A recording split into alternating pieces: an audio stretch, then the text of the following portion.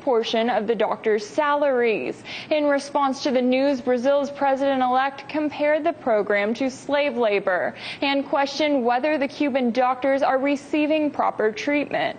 It is a disrespect to those who receive treatment by these Cubans. We have no proof that they are in fact doctors and are fit for that job.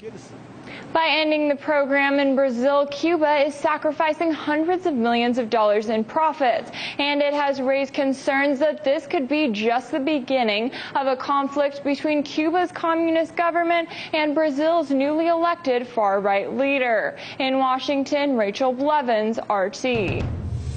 Joining us now is Eladio Jose Armesto. He is the Vice President of the National Cuban Journalists Association, and we're so happy to have him here. Eladio, how are you doing tonight?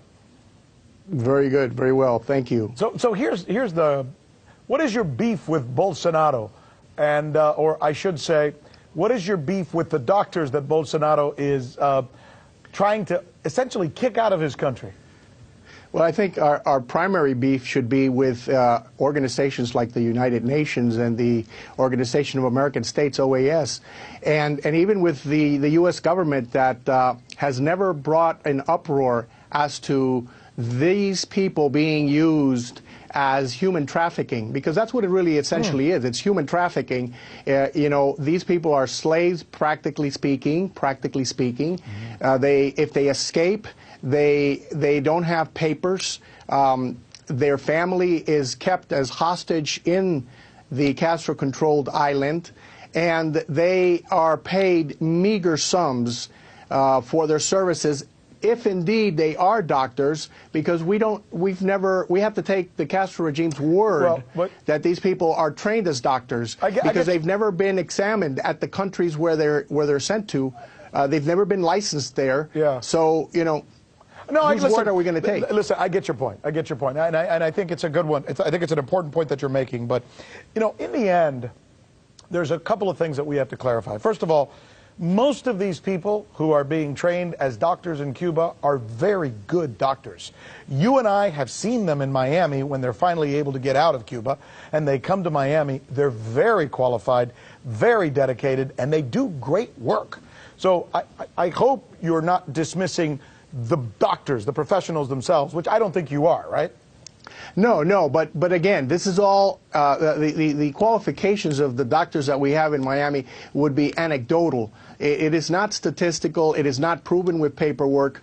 Now, the doctors, obviously, that come to the U.S. have to take extensive courses and examinations in order to be licensed to work as doctors in the United States. But that's not the case with the personnel that is sent to Venezuela, Bolivia. But let's suppose, okay, and I understand, but let us suppose they're not the greatest doctors in the world. Maybe they don't have the greatest qualifications.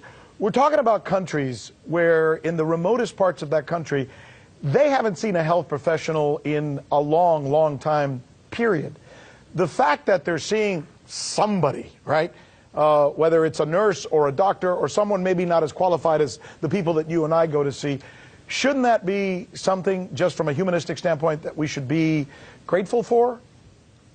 No, I think that we should never be grateful when human beings are trafficked as resources, as trafficked as slaves. Right. I mean, these are people that are not free. They are not free to make those decisions. They are not free to select where they will serve, what country they will travel to, or even, they're not even free to decide how long they're going to be in those countries. But here's all of those decisions are made for them. And we're running out of time, so I get your point, but let me argue it from this point of view. Let's suppose, so you're arguing Bolsonaro's point, that he doesn't think these doctors are being treated well.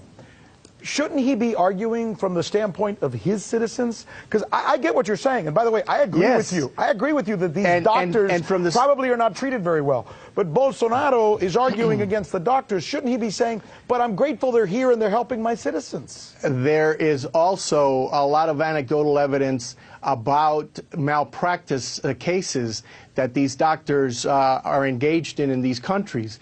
And the citizens of those countries, the residents, have no protection because of the fact that these so-called doctors are given carte blanche. They are given full powers to prescribe medications, to operate, to do surgeries, and a lot of times they may not be the best trained, and they injure and they harm the population there, and those people have no way to protect themselves in those cases of malpractice. You sound like you're making them out to be monsters. Okay. Eladio Jose Armesto, I thank you for your comments. Spirited debate. Come on back. We appreciate it. My pleasure.